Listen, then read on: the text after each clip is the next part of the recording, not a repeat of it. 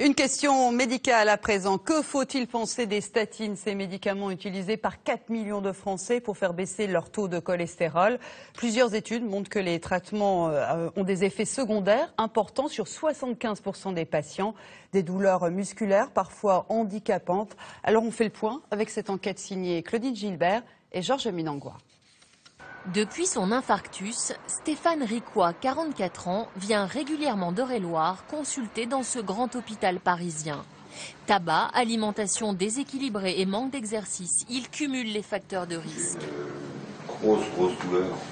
Au niveau du cou. Mais ce qui inquiète aussi son cardiologue, c'est un taux de cholestérol très élevé.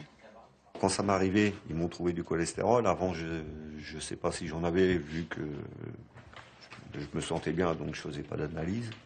Il prend désormais du Crestor, un médicament de la famille des statines.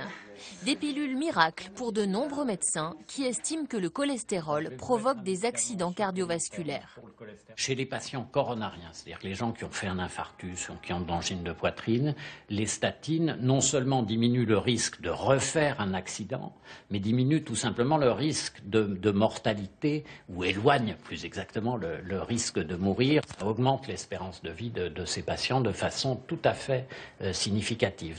Les statines sont parmi les médicaments les plus prescrits au monde. En France, elles coûtent 1,5 milliard d'euros à l'assurance maladie, 4 millions de personnes en consommeraient. Selon les pouvoirs publics, leur efficacité compenserait leurs nombreux effets indésirables.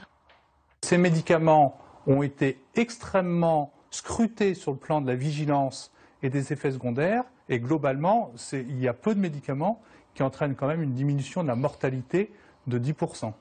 Elle est où la pièce ? Elle est là. Renaud de Langlade, l'un des champions français de l'électronique de pointe à la tête de plusieurs entreprises, avait lui aussi un cholestérol élevé. Alors pendant 10 ans, il a pris des statines. 10 années de calvaire où se sont accumulées douleurs physiques, échecs professionnels et crises familiales. Aujourd'hui, il a renoué avec le succès et retrouvé la forme. Les statines, il ne les voit plus que comme un mauvais souvenir. J'ai senti essentiellement une fatigue. On rentre le soir, on n'a plus envie de rien. Quand je dis de rien, c'est de rien. Ça cause des problèmes. On arrive au bureau, on n'a pas la pêche. On est un client, on ne réagit pas. Du moment où j'ai arrêté les statines,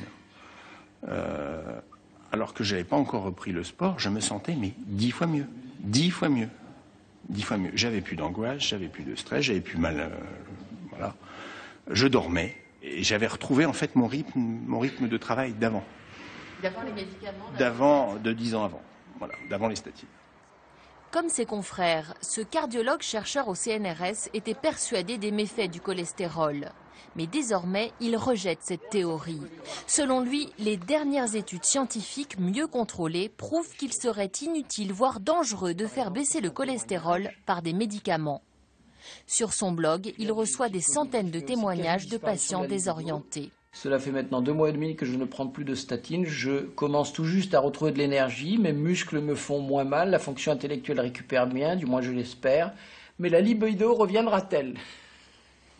On arrivera inéluctablement à la conclusion que ces médicaments sont inutiles et toxiques, qu'il faut les retirer du marché, les dérembourser, c'est ce que disent déjà les professeurs Even et Debray, et que si on veut vraiment se protéger des maladies cardiovasculaires et de l'accident vasculaire cérébral, alors il faut tout autre chose que des médicaments anticholestérol. Ces autres moyens de prévention, eux, font l'unanimité du monde médical. Ne pas fumer, adopter une alimentation méditerranéenne riche en légumes et en huile de colza, et, comme Renaud de Langlade, faire de l'exercice.